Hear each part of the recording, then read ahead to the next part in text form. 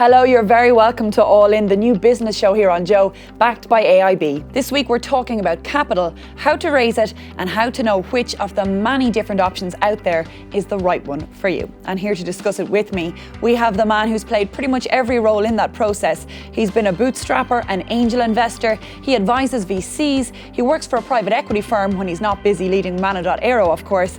It's Bobby Healy. And we've the COO who led Cubic Telecom through 6 investment rounds in the last 7 years. They've raised a total of 100 million so far. It's Sorohan.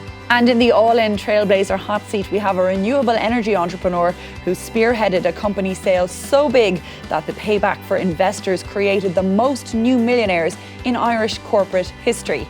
It's Eddie O'Connor from SuperNode. But before all that, why not hit subscribe to get the full show on podcast and YouTube? You'll also find us on LinkedIn and Facebook, and we're on Twitter with the username @allin_business. And of course, you can contact us on any of those platforms by using the hashtag AllinBusiness. Joe presents All In, together with AIB, backing Irish business.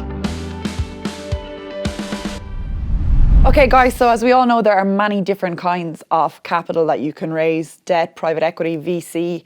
How can someone possibly know, if they've no previous experience in this area, what's the best option for them? Oh, that's a good question. I mean, I think the type of capital, the amount of capital you raise has to be appropriate to the business that you're building.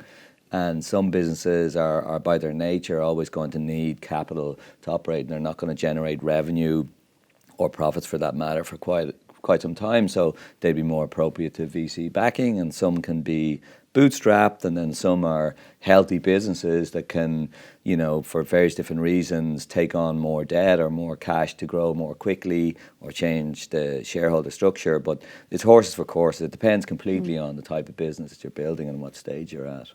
Well, let's use both your current companies as an example. And Shane, I'll go to you because you've raised, or you've overseen, I suppose, the raising of 6 investment rounds in 7 years. Lots of different kinds, or how did you guys come to the conclusion of what was the best option? Yeah, so we've gone through 6 rounds, as you say. We've, as Bobby was mentioning there, looked at the various stages that we were at in our growth and looked then to see, well, what was the best capital to get at that stage of our growth. For the earlier rounds, we brought in equity rounds. So, you know, we weren't at a stage where we were profitable and where we were able to support any kind of debt financing. So we brought in equity, we brought in the right shareholders to be able to support the company through those various stages. And then in more recent rounds, we looked at debt structures. So we're in a position now where we're turning profitable, we're able to support debt structures where there's repayment required at a future date. So we've kind of mixed it up in that way. Earlier stage, we looked at equity, later stages looking at debt. Well, one thing I know you both feel very strongly about is that you should always get advice if you're not sure, which seems really obvious, but I know a lot of people don't do it. And actually, Bobby, I know you've got a pretty interesting story about a time that you didn't do it. Yeah, Tell totally. us about Absolutely, Eland. yeah. Eland Technology is a business that I started in Mexico and grew it for 12 years. And at the end of it, I sold the business to a trade player. And I never, two huge mistakes I made. One was not actually leveraging the business because it was quite a profitable business. And 2, which was kind of, you know, the consequence of, or 1 was a consequence of 2, was that I never took on external advice, not because I was stupid and I didn't believe in external advice, because I didn't know it existed and I didn't know the world of options that I had. And I sold the business probably for a quarter of what I should have sold it for, you know, and that's probably being conservative. And no regrets at all, but I know very clearly looking back, if I had taken advice, that advice would have led to better structures for the business as I took it forward. I would have probably grown it a lot more and sold it for a lot more. No, as I said, no regrets, just, you know, clearly looking back, I should have had advice. Yeah. And one thing that you mentioned when we spoke about this earlier was that the main point of getting advice from your perspective was to dress up the bride, I think is how you put it. How important is that to It's very important. frame what you're selling? I mean, you know, when you're operating a business, you operate it a particular way. It's around a product or around a service or whatever it is you're doing, and you're expert at that and at positioning that and selling that. But you're also always prepare. Your company is also a product. In the end, it's an asset that you're building to sell or to float or to capitalize, on in some way. And someone that's great at running a company, a technology company, or building a product and getting a product market fit, you may be great at that, but you don't have a clue how a company should look to investors or to a public market, anything like that. So, dressing the bride very much. You should always be telling the story of the business as much as telling the story of the product, and you need professionals to help you with that. And there's plenty of them actually in Ireland, but I would always look to the States or look to the UK for professional advisors that help me to get the story right for the evolution of the business. Okay, and in terms of getting the story right, Shane, you've obviously had to do this 6 times now to a variety of investors, and you've got some really heavy hitters in there, Qualcomm, Audi, and so on. How do you tell the story of your company to those people? Yeah, so and it's a really good point that Bobby's making. Good question in relation to how do you pitch that correctly to the audience. So my previous life to Cubic was actually working in the advisory side. So I've seen it from both sides of things. I worked in corporate finance for a number of years. So pitching the company in the right way is absolutely key. And it's the audience that you're pitching to as well. So it needs to be catered and tailored at times to be presented in the right way. For us, it's about pitching the team and making sure that you present the team, that you know what it is that you're talking about, how it is that you're going to grow the business and where you're going to take it. You've got to show them a credible plan as to how you're going to bring the company from where it is today to where it is that you want to take it and how you're going to use the funding to get it there. So we've raised 6 rounds. We have a number of very strong investors in Cubic. So we have Qualcomm that you mentioned. We have Audi, the car manufacturer. We have Valid, who's a sim software company. So they're kind of strategic investors that their day-to-day operation isn't investing in companies, but they work and support companies in the same market as them. We then have a lot of financial investors. So we have ISIF, who's the Irish Strategic Investment Fund. We have Enterprise Ireland, and recently we've brought in the European Investment Bank. So there are 2 different categories of investors, strategic and financial, and how you present to both of those is quite different as well. So you've got to look at the audience that you're going to and pitch it in the right way for those investors. Can you give us some examples of, let's take 2 examples of completely different ways that you would have had to pitch Cubic to different investors and why? So on the strategic side, you're more looking at the technology, how it is that you're going to build within the ecosystem, the innovation that you're going to bring and why it's going to change and develop things within the market that you're working in.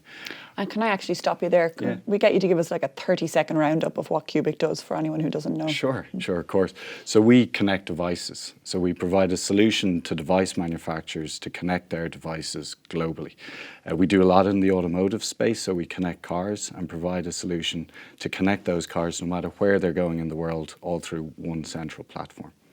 And it's, I think, isn't it 2 million vehicles in 180 different countries? So that's right. Yeah, you're doing something right. Do you think it's those numbers that brought on your most recent investors, or? It would have been for the most recent ones, and I think for the earlier ones, it would have been presenting the story of how we were going to get there. And now that we've delivered on it, there's credibility to what we're doing.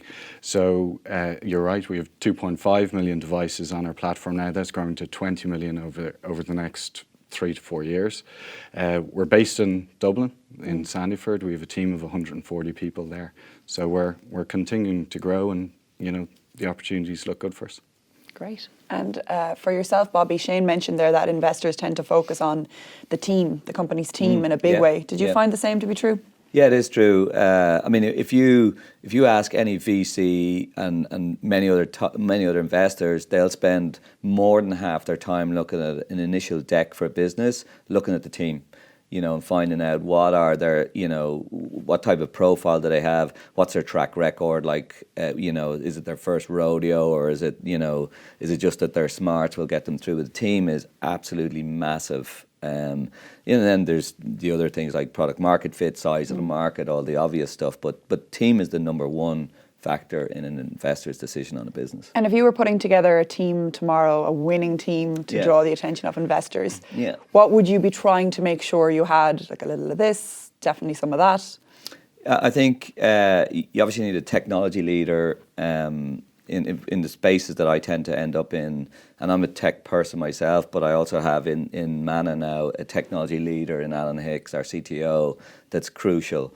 You need human resources or a people person nearly straight away in a business to aid the normal and inevitable teething problems that a growing business has, and a business that goes from 30 to 50 to 150 and onwards, changes its culture every time. Nearly every year your culture, evolves, and you need a really strong people person to drive that. And a lot of businesses would forget that. And in fact, a lot of businesses that I advised forget that, and it's absolutely critical. And after that, then you're domain expert. So whatever domain that you're in, be it connectivity or be it drones in our case, so aeronautical, you need that domain expertise as well. So you need to pull together a generalized management team with domain expertise and tech expertise. I mean, that's been prescriptive, but that's kind of suits my businesses. Okay, and another thing that comes up on this show a lot is the need to start the process early when you're looking for capital, and to assume that it's going to take twice as long as you think it will take, and you're going to need twice as much funding as you think you're going to need. So I'd be interested to see what you both think of that. I mean, how early should you start? Should you really be doubling what you maybe think you need cash-wise? Yeah, so I would totally agree with that, and it's something that's often said, but it's said for the reason that it's absolutely true. So you should be going out to raise funds as early as possible. So don't wait until you feel that you might be getting a little tight. Go out when you're feeling comfortable and raise as much as you can raise, because inevitably it will take longer to close on an investment. They can range from 2 months to a year, and a year is usually more likely. So it's to make sure that you give yourself enough cash runway to get there, and then absolutely look to raise as much as you can at that time, because they're very time-consuming investment rounds. So they're a distraction for the management team. So when you go out to do it, make sure that you maximize that effort at the time. Yeah, and I totally agree with that. Luckily for me, it hasn't worked out that way. I haven't been burned. It's worked out. It's been very quick for me to raise. But I work with lots of small companies, particularly in Ireland, and I've seen, particularly seed stage companies getting really badly burnt by ignoring that advice, by saying, you know what, we've 6 months of cash left, or we've less than 12 months of cash left, and they leave it, and they end up over a barrel having to take awful terms and nearly losing control of their business because they've run out of time.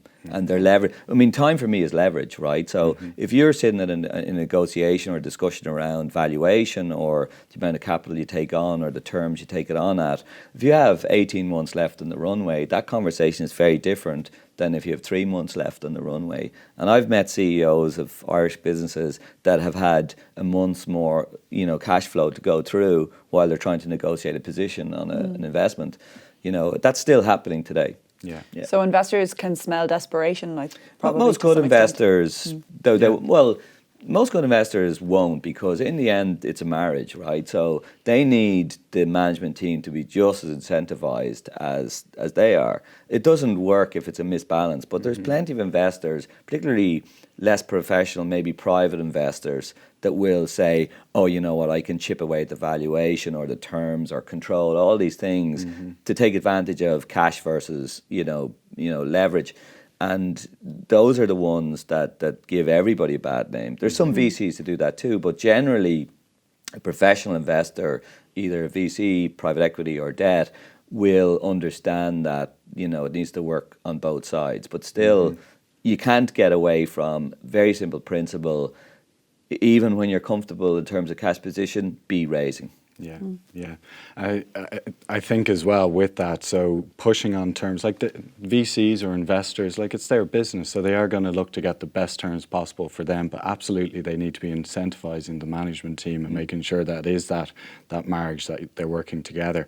I think it comes back to the point about advisors as well, so having the right strong advisors beside you will support you in getting the best terms possible for your company. These advisors go through this day in, day out, so they'll be able to advise you as to what's best for you in the long term.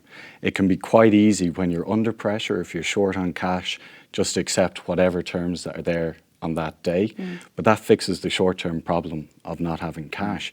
It could create a longer term problem if you don't agree the right terms. So it's a careful balance that can be hard to get, but to hold out for the best terms for you and the company to be able to support the growth going forward. So have you said no sometimes, Shane? We have, yeah. We've had, on a few occasions, we've said no because it either wasn't the right investment partner for the long-term growth of the company, or the terms that were being offered weren't right for us at the time.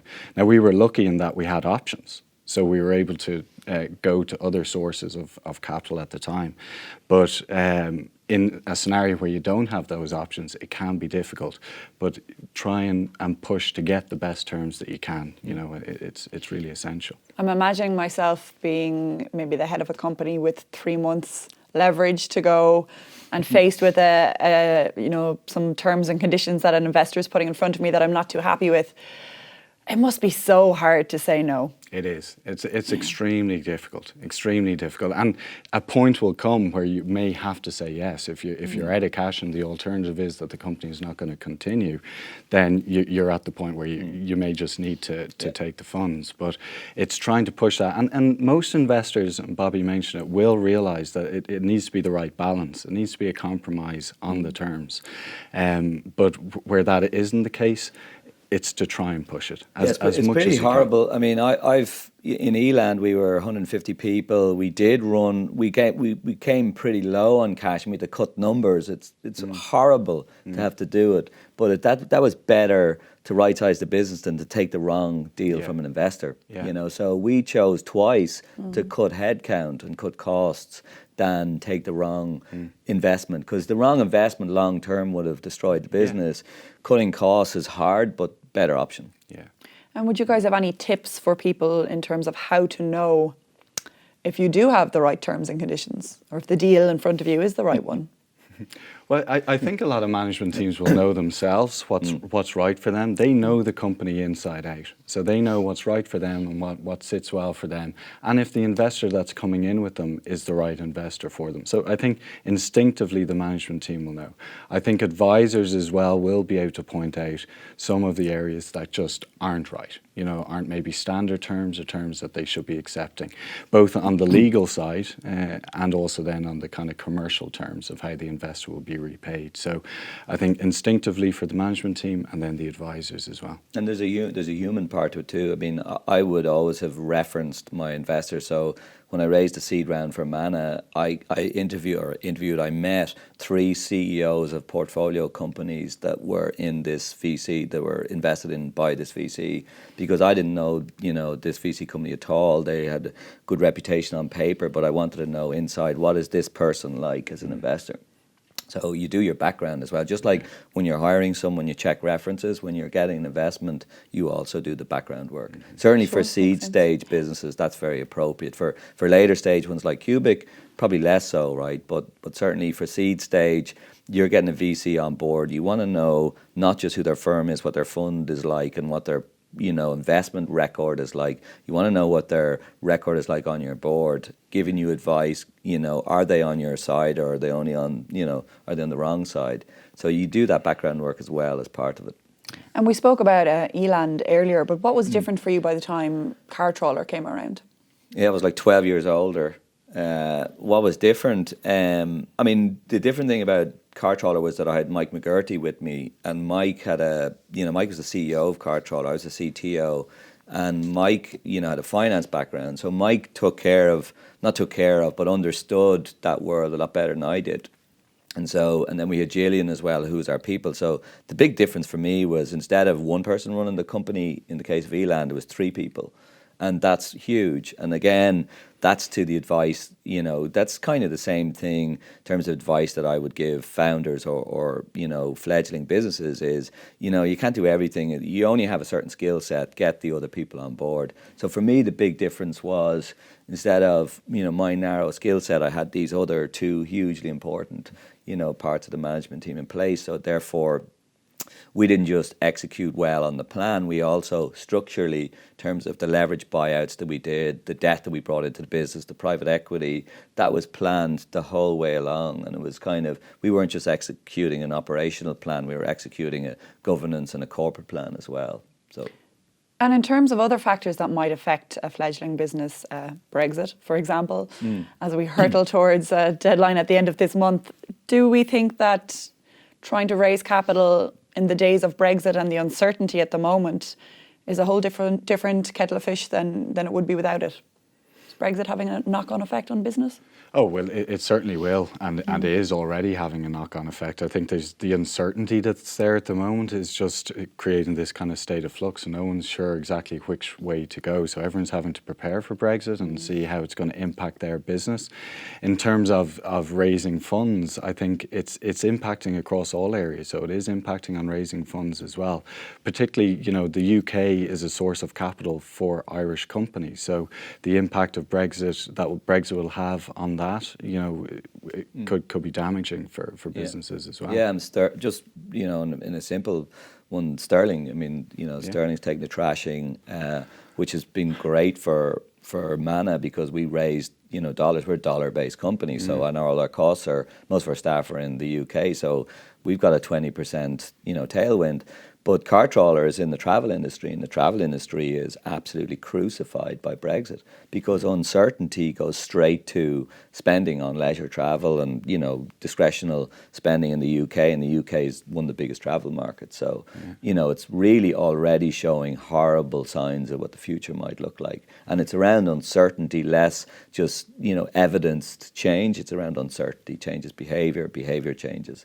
And can we expect that to die down once there's a decision and a resolution of some sort, or, in your experience, do these things take a long time to settle? It will really depend on what that decision is or what the outcome is. Sure. I think if there is a Brexit, there's going to be knock-on impact of that for a good period of time afterwards until the UK figures out how it's going to fit in then with the global market, and then how the global market reacts to that. So I think if there's no Brexit and we maybe revert back to where we were a few years ago before the referendum, then things could settle back quite quickly.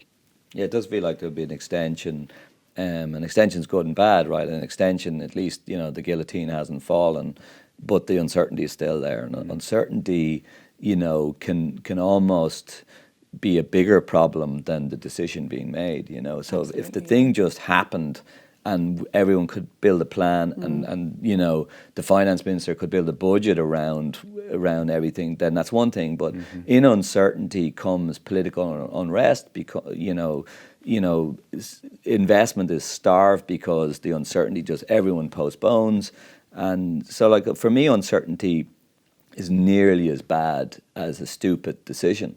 Because at least with a stupid decision, you can plan and you can operate around that, and you can change your budgets, you can adapt. But the uncertainty is just postpones decisions, and that affects all industries. And in terms of that uncertainty and how Ireland fits into all that at the moment, are we still seen as an attractive place for investors? Do we have a healthy entrepreneurial society at the moment? Oh, for sure. I think we have a really, really healthy entrepreneurial society. There's lots of great companies either coming through, early stages of growth or going through rapid phase of growth at the moment.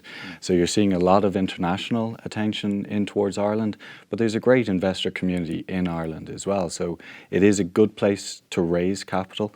We recently raised funds from the European Investment Bank, and they're saying this is a country that they want to target more for investments because there's companies like Cubic coming out of Ireland and on a kind of rapid growth plan on a global scale. So there's lots of those companies in Ireland. I think, for the early stage companies raising that initial seed capital, there's lots there. I think for the high growth phase, there's lots of capital for those kind of companies.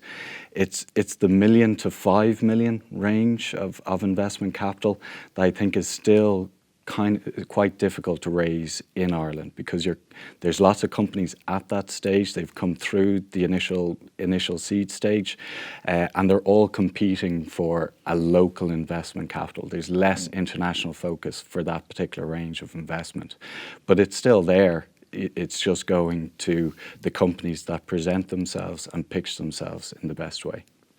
Yeah, I agree with that. Yeah, I think we're still very much an investable country with a great innovative entrepreneurial culture. The ecosystem here is getting stronger and stronger. You look at accelerators like Dogpatch, and you look at the the new generation of entrepreneurs that are coming up there, it's 10 times what it was when I started 100 years ago. But unfortunately I've seen decades of evolution of this in Dublin, and it's never been as good and as strong as it is now, and it's never been as well connected to capital, particularly West Coast capital, European capital. It's never been in such a good state. That's great to hear. At the height of Brexit fears, there's a light. It's the opposite. To be honest with you, Brexit plays well to that, I think. So the worse it gets in terms of Brexit, the better the environment here for raising capital, funnily enough. There'll be obviously other horrible things will happen, but generally Brexit doesn't affect that ecosystem here. What does affect it is policy, public policy. And so I think policy is the next cog that needs to slot into place a little bit better than it currently is. Okay. I think the early stage capital, particularly in Ireland, is really well supported. So supporting those companies through that early phase. You mentioned Dogpatch there, Bobby. The likes of Enterprise Ireland is a great organisation that supports early stage entrepreneurs that have a great idea but need to bring it through to fruition.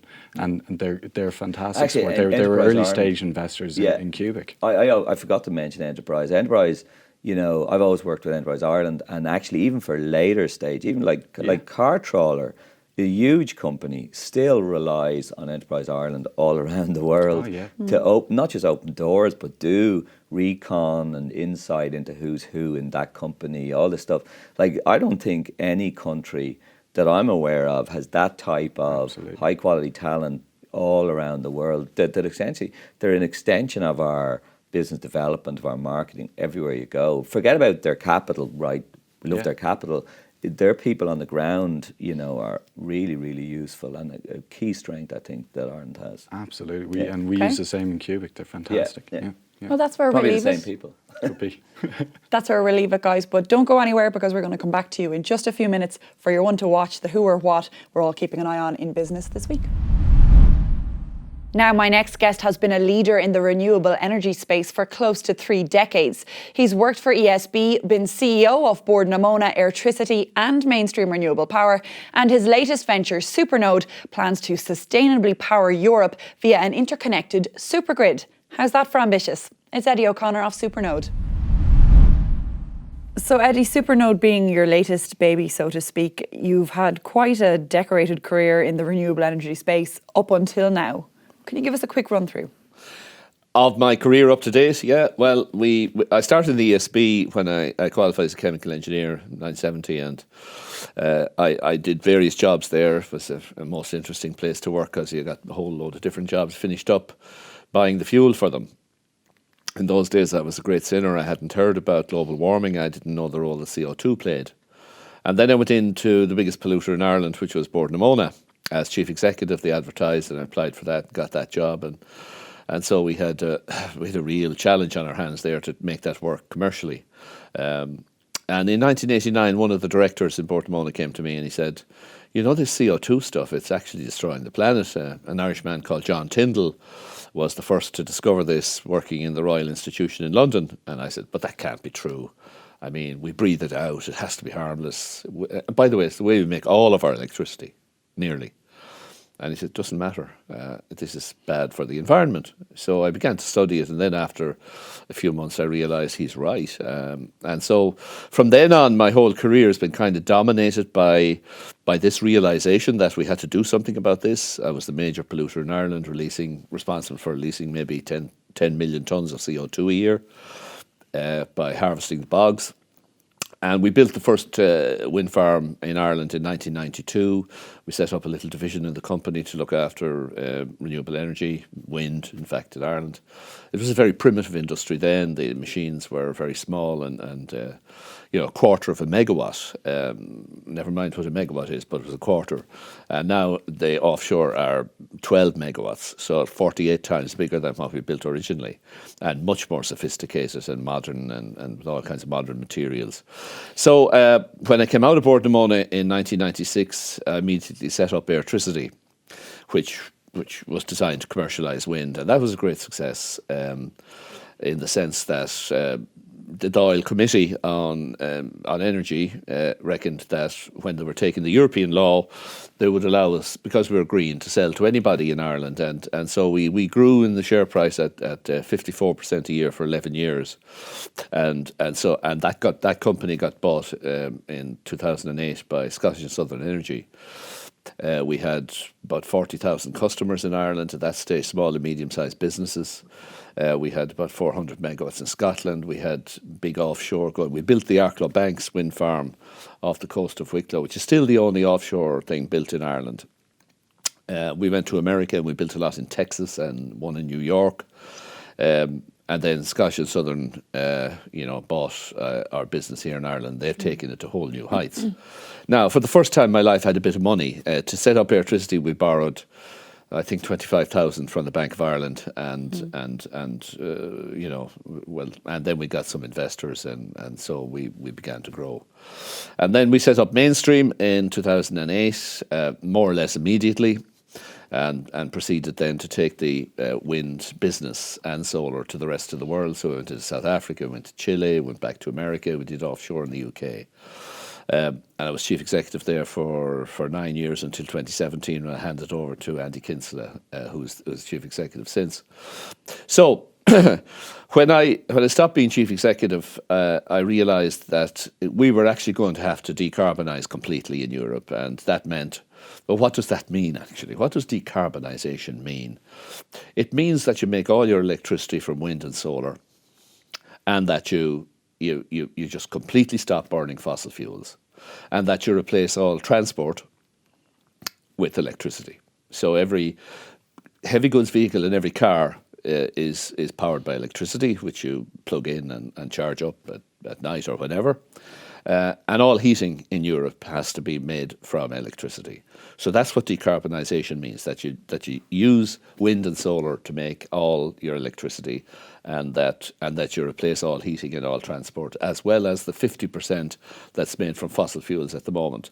So our demand for electricity in Europe is going to go from a current 3,100 terawatt hours to 7,800, a 250% increase in electricity over the next, well, hopefully by 2050. We're in a big mission to save the planet here. And we have to do this quickly, and you'd have to support and be delighted that Greta Thunberg is doing what she's doing to call attention to this and to wake up politicians and regulators and companies, to fulfil their responsibility to our succeeding generations.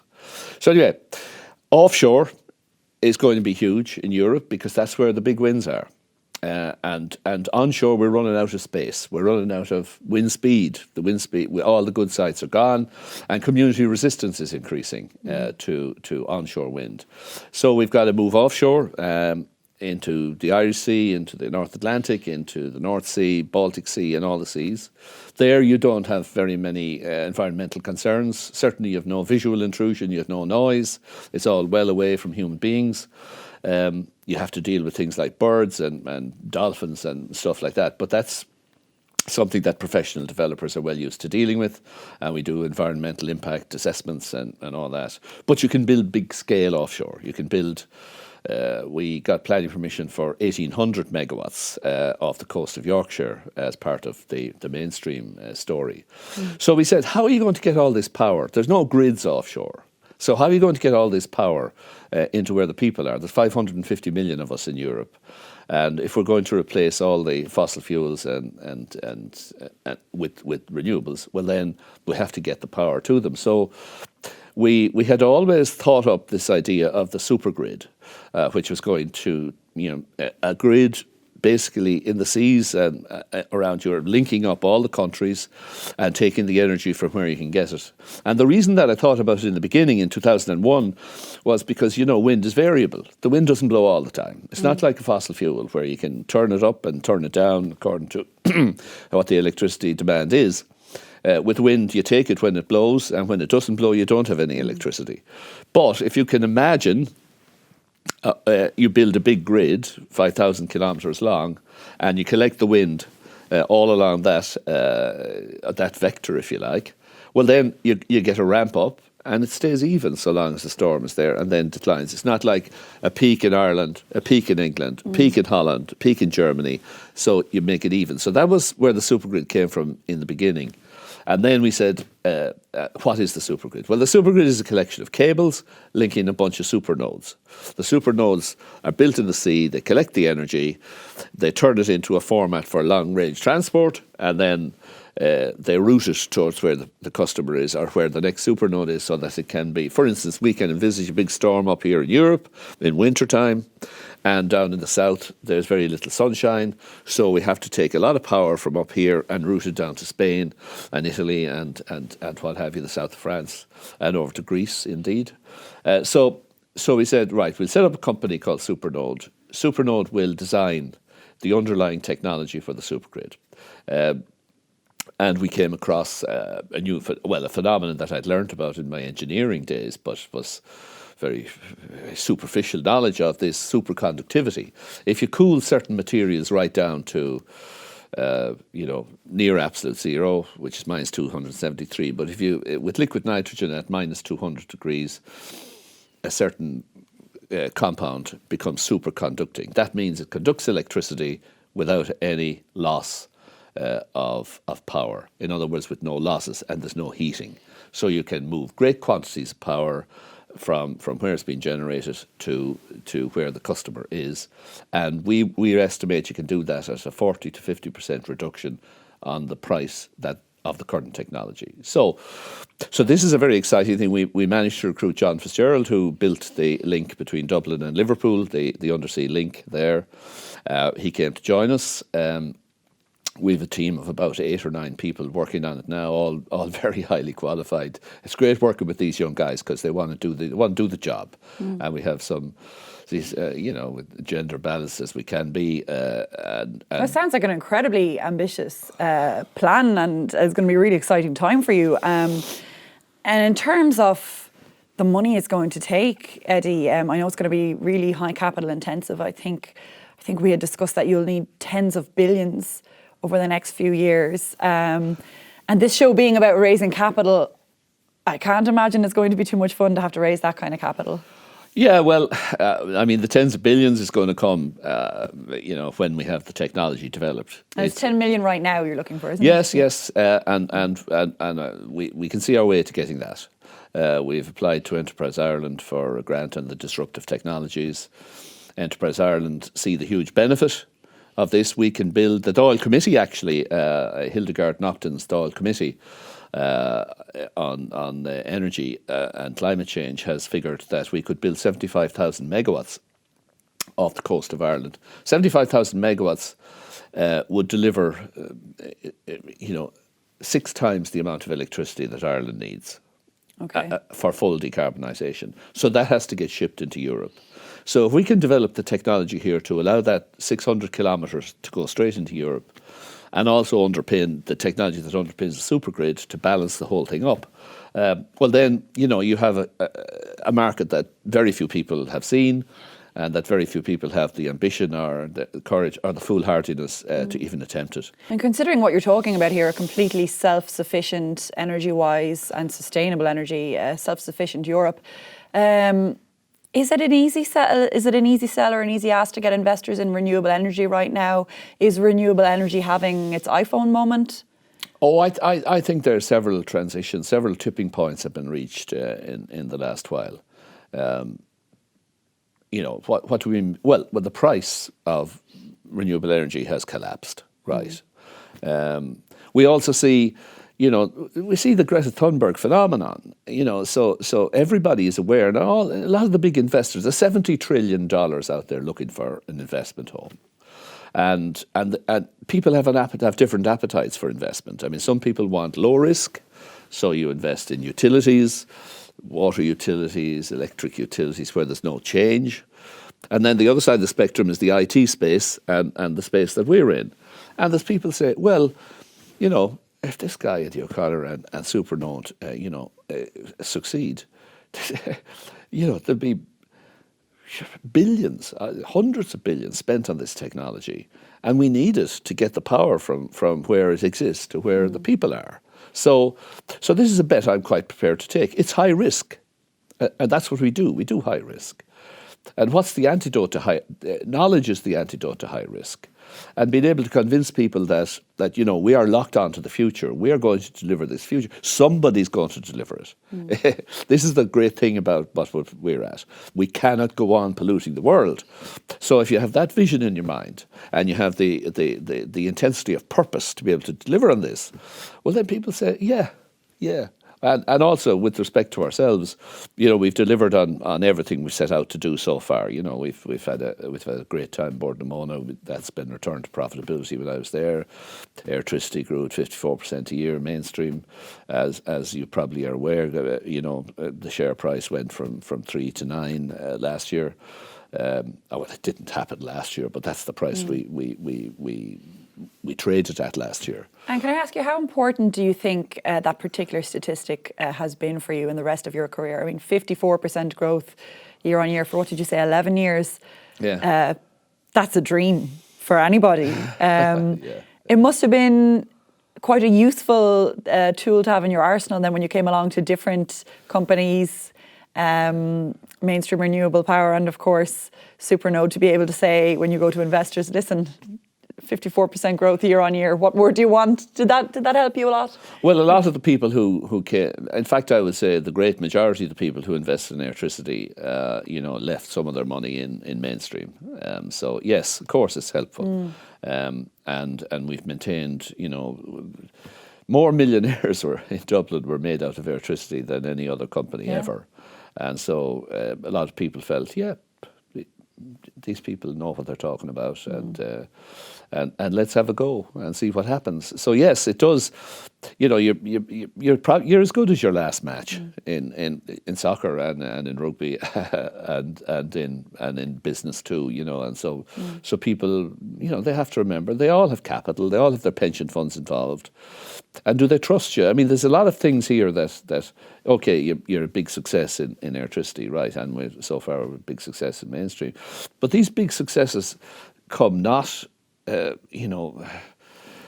don't happen automatically. It's how do you manage the troubles you're in? I mean, mainstream we came through some terrible years in mainstream with the Germans, fighting inflation long after the battle against inflation was won. And until Mario Draghi came in Europe and started to do the deficit spending, the buying up of what they call the quantitative easing. Until he did that, Europe was in a deep recession, kept there by the Germans, who didn't want to change anything because their exports were still going great. And so we have an issue, in Europe with some certain strong economies, and then the rest of us can be weak.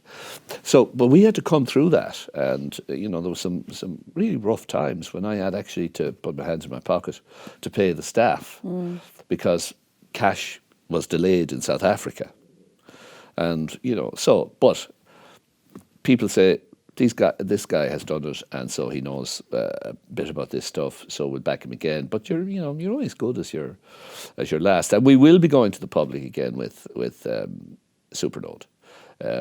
We do need capital, as you say yourself. 10 million is the initial thing that we need. We see our way to getting that, and then we intend to go to some of the big funders and go to the United States, perhaps, where. There are various pots of capital, as I said. If you want high risk, well, then these are the people you present to, and you have to have a type of different speak and different business plan than if you're kind of in low risk, and then there's intermediate risk in the middle. So the finding out the capital is always a big thing for you as an entrepreneur. And not to get ahead of ourselves, because obviously SuperNode is fantastically ambitious and will be amazing when it comes about, but. What would come next after SuperNode? Will there be anything left to disrupt? I know you'd mentioned before the type of tech that a company like GE is likely to have in the future with a blade twice the length of Croke Park pitch, was it? Yeah, the Haliad X, which is being developed by GE at the moment, it's a 12 megawatt turbine, and it's capable of going to 17 megawatts. Now remember that the one we built originally in Bellacoric, that was a quarter of a megawatt. Yeah. So How far we've come. Yeah, we've come a gigantic distance. And we still have a lot to go because we haven't really put carbon fibres in these blades. So I think the 17 megawatt one from Haliade-X will be 230 metres diameter blade. I think Croke Park's 160 metres long. So, Right. so it is enormous. I was down in South Africa a couple of weeks ago looking at a fairly small turbine being erected, a 2.3 megawatt one. And I was astounded at just how things have changed in this industry. I thought I knew it very well. But if a tip for managers, you can only manage by walking around, going out there and looking at the technology, getting a feel for it. And it would make you proud, actually, in this industry to see what we've managed to accomplish.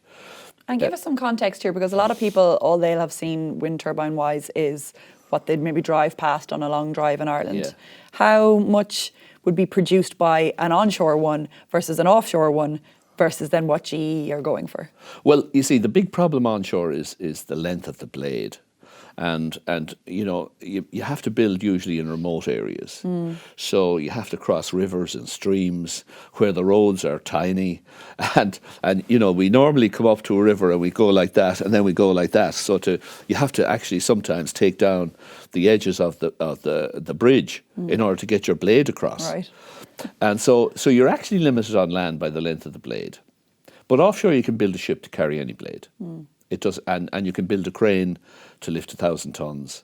The blades that I was seeing in South Africa were 12 tons each. So there was 36 tons spinning in the air. That was the blade. The Haliade-X, I don't know how many tons. I haven't talked to GE about the exact weight, but it's got to be some small multiple of that. Now, of course, the blade in South Africa was built from glass fibre. The modern blade will be built, or the one that GE is developing will be built from carbon fibres. And they're much lighter and much stronger. And we need to go to that. So, but you're still going to have the best part of 50 tons spinning up there in the air with enormous length, big cranes to build it. But there's been a demonstration project for offshore technology built in the Buchan Deep off Scotland. And I think they're 6 megawatt turbines, and they've had 8 meter waves to cope with, and they've coped with it, and the deflection at the top is only 3 degrees. So despite big crashing storms and enormous waves, their deflection at the top is only about 3 degrees. So it's very hopeful when you see what humans can do when we put our mind to what needs to be done, when we've got sufficient focus and determination to rid the world of this terrible CO2 stuff. We can do it. I mean, it's really just a lot of political decisions have to be made. And I'd have to be very encouraged by what I see happening in the Hildegard Naughton's Dáil Committee at the moment. I mean, they said we want to do 75,000 megawatts offshore. That's capable of supplying about 5 to 6% of Europe's demand for electricity. Right now it's 14 times. It would be 14 times our electricity demand here in Ireland. So we can't really route it through Ireland. We've got to route it more or less straight to the continent, and that's where SuperNode and the supergrid comes in.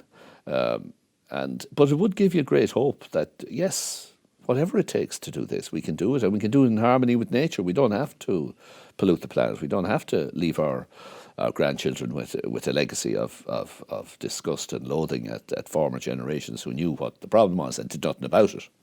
Well, what a positive note to end it on, Eddie. We can do it, Yes. and there is hope, and decarbonisation is possible and is looming towards us very, very quickly by the looks of it. Absolutely. Great. Well, No thank you so much question. for joining us, Eddie, and the best of luck with SuperNode and powering the whole of Europe. Thank you. Thank you. Eddie O'Connor there, our trailblazer for this week. Now, I'm still here with Shane Sorohan and Bobby Healy, who are about to tell me what their one to watch is for this week. So, Bobby, I'm going to start with you. What is your one to watch in business and why? So my one to watch is very exciting. It's actually a person called Shane Curran. He's new to the scene. I think this is his first startup, and I can't say who because he hasn't released the names publicly, but he's been backed by 2 really prominent Silicon Valley VCs. He's got an idea called Evervault, which is a tech business around protecting customer data, GDPR kind of stuff for developers. So it's a tech developer play, but for me it's more about, look at this, you've got this, fairly, young guy that's based in Ireland, a huge brain that's been able to go straight to West Coast Silicon Valley and raise a significant amount of capital around an idea. And if that's a pattern for the future for, young guys with their first startup in Dublin, that's very, very exciting. Keep an eye on that guy. Yeah. Very on theme as well. Yeah. What about you, Shane?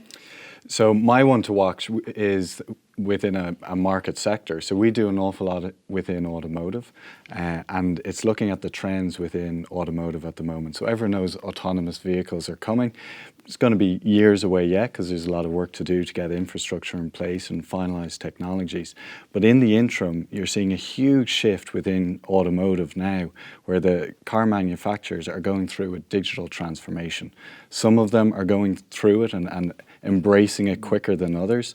So over the next few years, you're going to see some car manufacturers that we've known for years and years either coming together to work together, or some of them just won't make the transformation. And you're going to see a lot of companies coming into the automotive space that weren't there previously. The likes of Google, you're seeing Uber and Lyft. So it's the market shift and trends within automotive over the next few years is going to be very interesting. Okay, I'm going to press you on that because what I always really want to know in these conversations is, when is a car going to drive me around by itself? 2050, what will a car look like in 2050? Well, you know what? The technology is there today, and there's autonomous cars there today that can drive you around by themselves. What's going to take time is getting the infrastructure in place onto roads. And then the transition from people driving cars to autonomous cars is going to need to be carefully managed, otherwise there could be a lot of incidents. But I think it's in the kind of 10, 15, 20 year range, but it's going to be a transition. It's going to take time. I live with 20. But the technology is there. And what about regulation? Because obviously this is something Bobby has gone through and is going through with drones. Yeah. How will that come into play for autonomous vehicles? Regulation will be key. The safety are key. The safety standards and making sure that everything is working as it should will be absolutely essential. And for Cubic, regulation is actually a key part of what it is that we're dealing with on a global basis, making sure that we meet all regulatory compliance for connected devices in those local regions. So it's a challenge that we actually solve for the companies that we work with. Okay, really interesting ones to watch there. Thank you so much, Shane Sorohan, CEO of Cubic Telecom, and of course Bobby Healy, founder of Manna.Aero. Thanks for being with us. Thank you. And thanks to our partners in AIB for backing All In. Now, on next week's show, we'll be finding out how to create a killer brand. And in the Trailblazer hot seat, we'll be meeting a serial entrepreneur who's at the helm of one of the fastest growing kid tech companies in the world. He's on a mission to make the internet a safer place for children everywhere. It's Dylan Collins of Super Awesome. Now, as always, in the meantime, you can contact us by using the hashtag AllInBusiness on any platform. And please subscribe so that you never miss an episode.